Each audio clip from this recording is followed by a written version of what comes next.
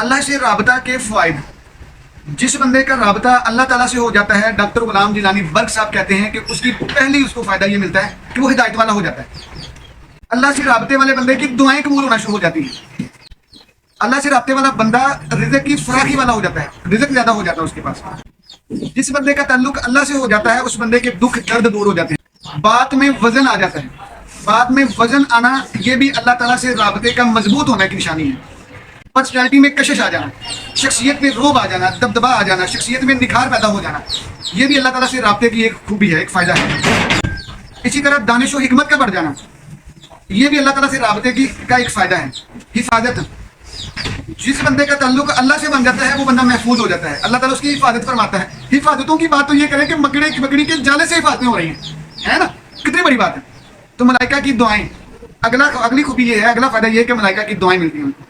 بسم اللہ الرحمن الرحیم۔ ساتھیو، آپ دیکھ رہے ہیں علم کی باتیں، اور آج ہم بات کر رہے ہیں ڈاکٹر غلام جیلانی صاحب کی کتاب من کی دنیا۔ ڈاکٹر غلام جیلانی برق صاحب نے جو من کی دنیا میں اللہ تعالیٰ سے رابطے کی خوبیاں لکھی ہیں، ہم ساتھیوں ان کو مختصراً بیان کر رہے ہیں۔ ڈاکٹر صاحب کے اپنے الفاظ بہت کمال ہیں، ہم کوشش کریں گے انہی کے الفاظ کو بولتے چلے جائیں۔ ڈاکٹر صاحب نے لکھا ہے کہ ہدایت ملتی ہے۔ سب سے پہلی خوبی، پہلا فائدہ انسان کو یہ ہوتا ہے کہ انسان کو اللہ تعالیٰ ہدایت عطا فرما دیتے ہیں۔ ہدایت سے مراد، وہ کہتے ہیں کہ ہدایت سے مراد دماغ میں صحیح تجاویز کا القاء ہونا ہے، صحیح تجاویز کا عمد آنا ہے، صحیح تجاویز کا سوج جانا ہے۔ دیکھو ساتھیو، اعمال دو طرح کے ہوتے ہیں، پازیٹیو اور نیگیٹو، اچھے اور برے، بدی اور شر، بد اور خیر، شر اور خیر، ٹھیک۔ رضی عابدی صاحب سے ہم نے پوچھا کہ سر نیکی کیا ہوتی ہے؟ یقین کریں اتنا کمال فریز بولا رضی عابدی صاحب نے، واہ واہ۔ وہ کہا، میں نے کہا سر جی یہ سن، یہ بدی کیا شے ہے؟ تو رضی عابدی صاحب نے فرمایا the absence of sin is virtue, برائی بدی کی ایبسنس جو ہے وہ خیر ہے، وہ نیکی ہے، ٹھیک۔ ساتھیو یہاں پہ رکے ذرا، کیا بدی کو، کیا شر کو سرے سے ختم کیا جا سکتا ہے نا؟ یہ تو نہیں ہو سکتا۔ یہ تو انسان کی جو وجہ تخلیق ہے نا، وہ شر سے لڑائی کرنا، شر سے نمرد آزما ہونا، شر سے نمٹنے کی کوششیں اور جد و جہدیں کرتے رہنا، ٹھیک ہے۔ تو بھائی شر ختم نہیں ہو سکتا، شر سے محفوظ رہا جا سکتا ہے، اوائڈ ہوا جا سکتا ہے۔ آخری دو صورتیں قرآن حکیم کی دیکھی ہیں نا، سورہ فلق اور سورہ ناس، وہ یہی ہے نا، دکھ کو ختم نہیں کرنا، دکھ سے محفوظ ہونا ہے، دکھ کا اثر زائل کرنا ہے۔ اب یہ دو اینٹیٹیز ہیں بھائی، خیر اور شر۔ اگر شر ہوگا تو خیر کا قد کاٹ سمجھ آئے گا نا، شر سے ہی پتہ چلے گا کہ خیر کتنا بڑا اور کتنا اعلیٰ ہے، ٹھیک ہے نا۔ اب دیکھیں نا، ابو الحکم، ٹھیک ہے، جو ابو الحکم تھا پھر وہ ابو جہل بنا، یعنی جاہلوں کا باپ، ٹھیک ہے۔ تو ادھر کیا بنا؟ ادھر فاروق بنا، فرق کرنے والا، الفاروق۔ حضرت عمر بن خطاب کو کہتے ہیں حضرت عمر فاروق، کیا نام تھا ان کا؟ ان کو الفاروق، یعنی فرق کرنے والا، خیر اور شر میں فرق کرنے والا، اور بہت کمال ہے۔ ساتھیو جو بندہ اللہ تعالیٰ کی طرف آتا ہے نا، اس کو اللہ تعالیٰ پہلا فائدہ یہ دیتا ہے کہ اس کو ہدایت نصیب فرما دیتا ہے، اور جس کو ہدایت مل گئی اس کو دنیا جہان کی نعمتیں مل گئی، ٹھیک۔ اچھا، ہدایت کے بعد جو اگلا فائدہ ہوتا ہے وہ ہے قبول دعا کا۔ یہ بڑا کمال بات ہے ساتھیو۔ دعا آج کی ماڈرن سائیکالوجی میں دعا کا بڑا فائدہ ہے، بڑی اہمیت ہے، بڑا سٹیٹس ہے۔ دعا ایک ایسی چیز ہے جس کے ذریعے ما فوق الفطرت ہستی کے ساتھ آپ کا رابطہ ہوتا ہے۔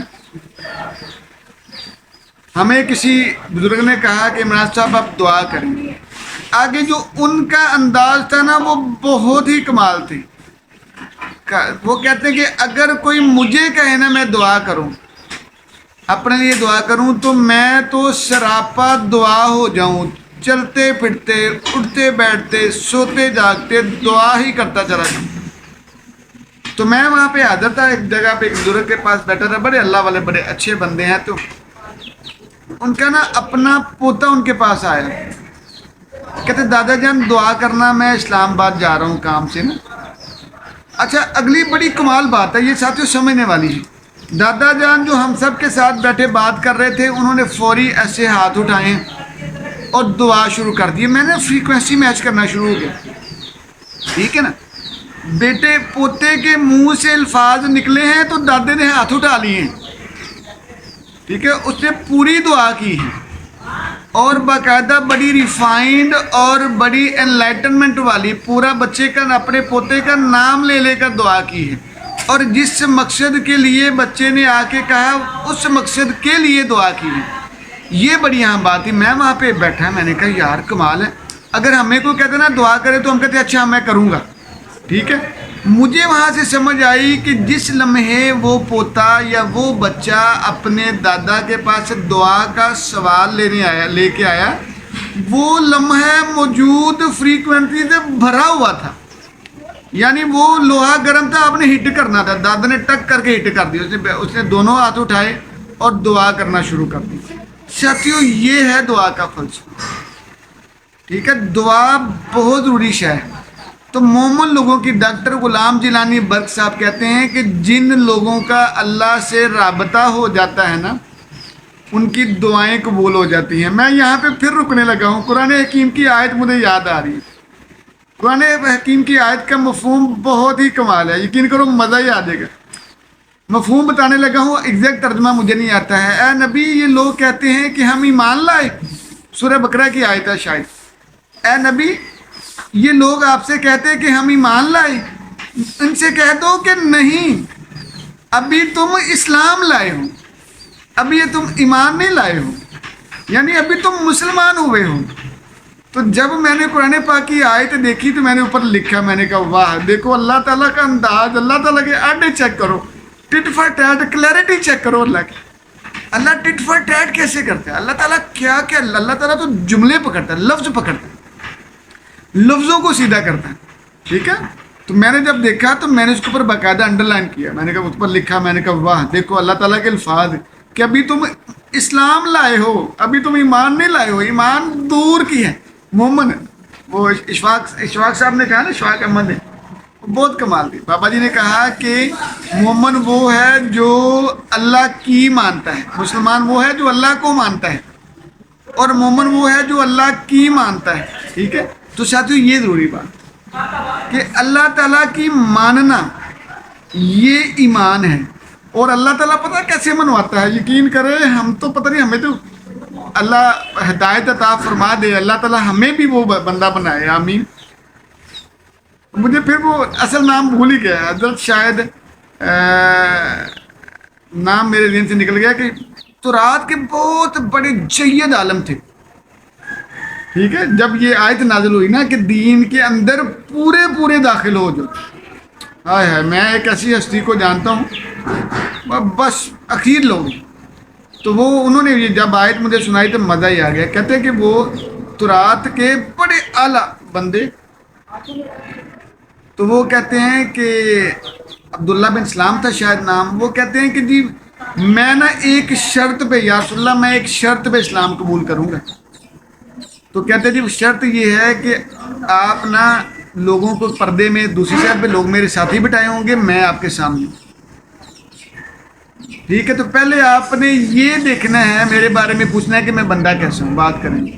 وہ کہتے والی وہ بہت، آپ بہت کمال ہو، بہت اعلیٰ، بہت کمال. تو کہتے پھر میں نے یہ کہا کہ اشہد ان لا الہ الا اللہ واشہد ان محمد رسول اللہ، کہ میں اگر تورات پہ ایمان لایا ہوں، ساری عمر تورات پڑھائی ہے، تو اب میں آپ سے یہ بھی کہتا ہوں کہ یہ نبی صلی اللہ علیہ وسلم سچے ہیں اور میں ان پر ایمان لے کے آتا ہوں. لیں جی، وہی جو تورات کے عالم جو تھے وہ شریف ابن شریف تھے نا، اب انہوں نے وہی اسی لمحے شریر ابن شریر، شریر ابن شریر کہنا شروع کر دیا. ان کے بارے میں آج نازل ہوئی اور یہ تمام مومنوں کو اللہ نے جکڑ دیا. میں نے کہا نا کہ اللہ یا تو اپنا بناتا ہے تو یا کسی کا نہیں رہنے دیتا. ٹھیک ہے، یہ بڑی کمال ہے. تو رات میں نا اونٹ کھانے پہ یہ بڑی اہم بات ہے. اونٹ کھانا نا منع ہے. جیسے ہمارے ہاں اونٹ ہے تو ہم خنزیر نہیں کھاتے نا، ہمیں منع ہے، حرام ہے. تو وہ جب دسترخوان پہ بیٹھے نا، بات کا زمانہ ہے، جب وہ دسترخوان پہ بیٹھے تو ساری عمر اونٹ نہیں کھایا تھا، اونٹ کا گوشت نہیں کھایا تھا. تو انسان ہے، مزاج ہے، طبیعت ہے، نہیں جی چاہتا. نبی صلی اللہ علیہ وسلم نے فرمایا کہ اگر کھانا پسند نہ ہو تو برا بلا نہ کہو، سائڈ پہ کر دو. ٹھیک ہے، اٹھ جاؤ، نہیں کھانا، کھانے کو برا بلا تو نہ کہو. تو کہتے ہیں کہ وہ نا کراہت سے فیل کر رہے تھے کہ میں نے نہیں کھانا. مزاج ہوتا ہے، بڈھے ہو کے آخری عمر میں جا کے اسلام قبول کیا، اللہ نے ہدایت دی ان کو، الحمدللہ. تو جب وہ کراہت فیل کر رہے تو اللہ تعالیٰ نے کیا کہا؟ اللہ تعالیٰ نے یہ آیت نازل کی کہ دین میں، مفہوم بتا رہا ہوں، دین میں پورے داخل ہو جاؤ. پورے داخل ہونے سے مراد یہ ہے کہ بھئی آپ اب یہ اونٹ کا گوشت کھانا جو انسانی مزاج ہے حالانکہ. ٹھیک ہے، جب یہ میں نے اس آیت کا بیک گراؤنڈ اور شان نزول اس کا میں نے بیک گراؤنڈ دیکھا تو میں تو اندر سے ہل ہی گیا. میں نے کہا ہم تو نہیں بدلے، ہم تو کچھ بھی نہیں مانتے اللہ کی، پھر بھی نوازشیں دیکھیں اللہ کی. ٹھیک ہے، تو بھئی اللہ تعالیٰ اپنے بندے کو پورا جو اپنے دین میں داخل کرنا چاہتا ہے تو اس کو اللہ ہدایت کہتا ہے. یہ ہماری ہم جو نیک باتیں کرتے ہیں نا ساتھیوں، یہ بھی باتیں ہی ہیں. اللہ ہمیں ہدایت والا، ہدایت یافتہ بنائے، آمین. ٹھیک ہے، تو مجھے یہ بات بڑی کمال لگی. ٹھیک، تو ساتھیوں اللہ تعالیٰ جب کسی بندے پہ رحم کرتا ہے، فضل کرتا ہے تو اس کو ہدایت عطا فرماتا ہے اور اس کی دعائیں قبول ہونا شروع ہو جاتی ہیں. ساتھیوں یہ بہت کمال ہے. یہ جو دعا والا کنسیپٹ ہے اس میں ہم انشاءاللہ کل پرسوں پھر بات کریں گے. آج کی ہماری علم کی باتیں ہم یہاں پہ روکتے ہیں. ساتھیوں ڈاکٹر غلام جیلانی بخش صاحب کی کتاب ہے من کی دنیا، آپ سے ریکویسٹ ہے اس کو پڑھیے گا. اس میں بہت ساری باتیں آپ کو قابل اعتراض لگیں گی، تو کوئی بات نہیں ہے. With the passage of time جب آپ اس کتاب کو پڑھو گے، قرآن پاک سے آپ ریفرنسز ڈھونڈو گے، زندگی سے ریفرنس ڈھونڈو گے، تو بہت ساری چیزیں آپ کو اچھی بھی تو ملیں گی نا ان میں. ٹھیک ہے ساتھیوں، جی جزاک اللہ.